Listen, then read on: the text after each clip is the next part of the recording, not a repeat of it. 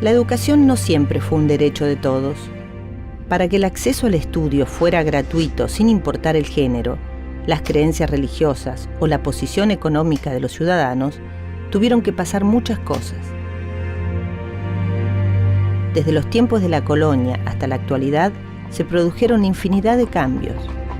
Hubo que aprender a pensar de forma independiente, atravesar periodos de guerras y lograr el consenso necesario para que estos cambios pudieran darse. Durante el siglo XIX se inició en América Latina el proceso independentista, cuyo resultado fue el traspaso de las colonias a la conformación de los estados nacionales. Para que este proceso de cambio fuera efectivo, era necesario, por un lado, desplegar una fuerte estrategia militar.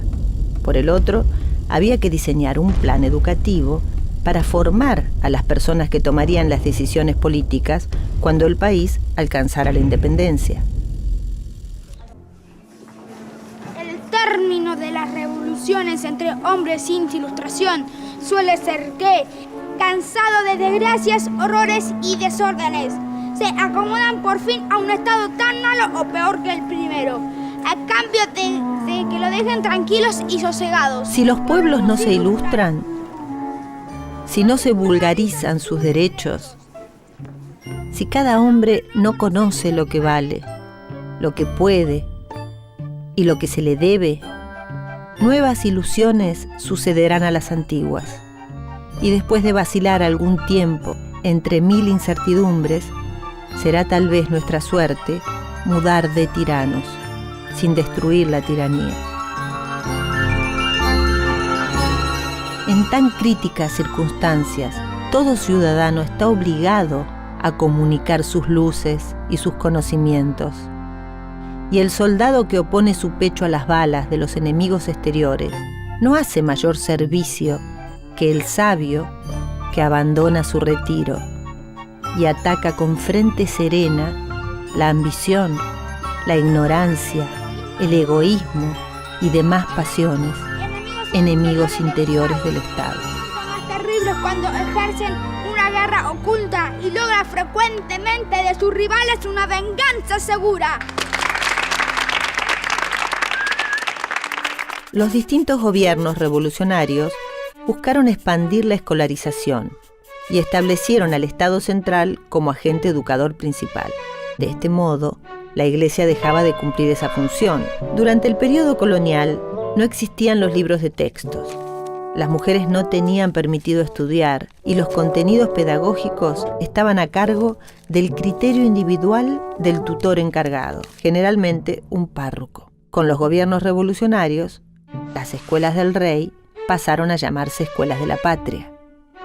Mientras Manuel Belgrano fundó instituciones en el norte, José de Artigas lo hizo en la banda oriental y Toribio de Luzuriaga creó el Colegio de la Santísima Trinidad en Mendoza. Con la creación de estas nuevas instituciones cambiaron algunas reglas.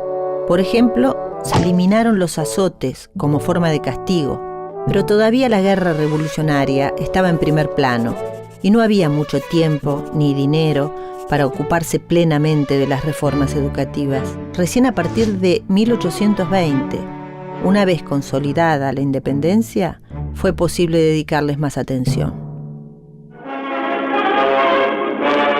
Salud, amigos. Terminada la pausa estival, los niños vuelven a clase. Con esa indeterminada emoción infantil, los pequeños se inician en el camino del saber y los más grandes festejan el reencuentro con los viejos amigos de la escuela. Entre 1820 y 1860 se produjo un cambio. Las instituciones educativas, independientes en su funcionamiento y sin relacionarse entre sí, pasaron a formar parte de una serie de sistemas más organizados. Por ejemplo, las escuelas tenían la misma denominación, las mismas reglas de funcionamiento interno y un primer ordenamiento jerárquico en niveles. Aunque todavía no se podía hablar de sistema educativo, había tres modelos que empezaban a regular el escenario. La escolarización federalista popular, que proponía difundir la escuela elemental como parte de los estados provinciales. El objetivo era formar a los sujetos políticos que actuarían después de la independencia y estaba dirigida al pueblo, no únicamente a una élite. Se alentaba la gratuidad y se proponía un sistema de becas para garantizar la asistencia de los alumnos. Además, por primera vez se pensó en incluir a las mujeres. Como la mayoría de los maestros eran hombres laicos, la Iglesia tenía menos peso. Las principales regiones en las que se desarrolló este modelo fueron Tucumán, Córdoba y Mendoza, pero su mayor zona de influencia fue el litoral. Otro modelo era la escolarización liberal elitista, que estaba destinada a la formación de élites letradas, quienes se oponían a los sectores eclesiásticos. Fue concebida como parte de un proyecto más grande que incluía la formación universitaria. El que desarrolló estas políticas fue Bernardino Rivadavia, quien ocupó el cargo de ministro del Interior en Buenos Aires entre 1820 y 1824. Por último, la escolarización tradicionalista. Este era el modelo menos interesado en proponer cambios y más afín a las prácticas coloniales. No se mostraban favorables a la obligatoriedad de la escuela ni consideraron que el Estado central debía privilegiar su expansión. Dentro de este modelo pueden ubicarse las posiciones educativas de ciertos caudillos federales, como Facundo Quiroga y Juan Manuel de Rosas, y la de miembros jerárquicos de la Iglesia Católica. En 1821, dentro del proyecto modelo de la escolarización liberal elitista, se fundó la Universidad de Buenos Aires. Estaba compuesta por 6 departamentos que abarcaban todos los niveles educativos: el Departamento de Primeras Letras, el Departamento de Estudios Preparatorios y los de Ciencias Exactas, Medicina, Jurisprudencia y Ciencias Sagradas. A ellos se integraron las instituciones de educación superior previa, como las escuelas de matemática y la de dibujo, y se contrataron profesores laicos extranjeros para hacerse cargo de varias cátedras. La organización de la nueva universidad se inspiró en el modelo napoleónico, en oposición al modelo escolástico colonial que seguía imperando en Córdoba. Establecía como su función principal la formación de profesionales. Incluía conocimientos más modernos, como la ciencia experimental y las lenguas vivas, y al limitar el control de la Iglesia, se constituyó en un espacio más abierto al libre pensamiento. En 1823 se fundó el Colegio de Ciencias Morales. Para poder ingresar a esta institución se requería ser mayor de 10 años y haber recibido la enseñanza elemental. Además, se estableció un sistema de becas estatales para alumnos de las provincias. Todos los chicos del país usan diferentes estilos de lapiceras y las más variadas clases de hojas. Pero en muchos casos, los que asisten a las escuelas públicas comparten algo más que los identifica: el guardapolvo blanco. Abotonado por detrás o por delante, con tablas o liso, de cuello redondeado o solapas. El guardapolvo blanco es un símbolo de la escuela pública. ¿Pero desde cuándo existe? ¿Quién lo inventó? Muchos se adjudicaron el haberlo creado. Uno de ellos fue Pablo Pisurno, destacado educador con larga carrera en el sistema educativo. Otra fue Julia Caballero Ortega, una maestra de trabajo manual, que se lo sugirió a sus estudiantes en 1905, en una escuela de Avellaneda. Y en 1906, Antonio Banchero, maestro de 6º grado de la Escuela Presidente Roca, informó que promovió el uso de los delantales blancos para el docente y los alumnos, para evitar el contraste entre los ricos y los pobres. En 1915 se promulgó un decreto que no solo autorizaba, sino que recomendaba el uso de los delantales blancos para el personal docente de las escuelas de la capital federal. Se lo consideró buena práctica, porque además de inculcar en los niños la tendencia de vestir con sencillez, suprimía la competencia en los trajes entre el mismo personal. El blanco simboliza la pureza, la igualdad y la inocencia.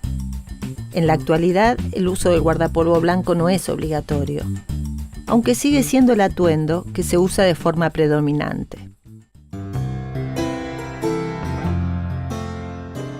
Chicos, a ver si alguno me quiere contar o me puede responder, ¿para qué sirve la escuela pública?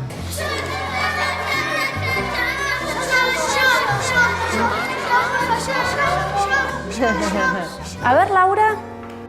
La escuela sirve para aprender, para estudiar, pero fundamentalmente para sociabilizar. Me parece que la escuela es como una pequeña sociedad en miniatura, ¿no es cierto? Un aula representa de alguna manera los distintos que somos todos y los diferentes que somos y las vidas distintas que tenemos. Entonces esa variedad me resulta interesante que ofrece la escuela pública.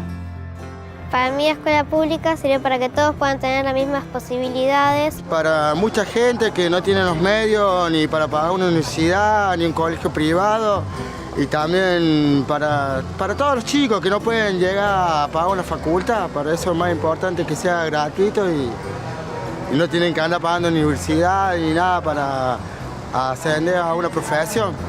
No solamente para saber cosas, sino para compartir, todas cosas así, para que enseñen los valores. Para mí la escuela sirve para tener un futuro mejor, aprender cosas nuevas y seguir adelante. Sirve para que todos tengan las posibilidades de estudiar. Desde el siglo XX, la idea de escuela pública es la de la escuela común y gratuita para todos, donde las diferencias de origen que pueden existir entre los alumnos son suspendidas gracias al ejercicio de los derechos sancionados en la Constitución Nacional de 1853. Estos derechos rigen para todos los habitantes del país, sean nativos o extranjeros. Lo público es, desde entonces, un espacio en el que se interactúa con gente distinta a la del ámbito familiar y donde es posible que los chicos se conozcan y se respeten a pesar de sus diferencias. Diferencias que enriquecen cuando existe ese espacio que nos reúne. Un espacio público y gratuito que ofrece educación para todos.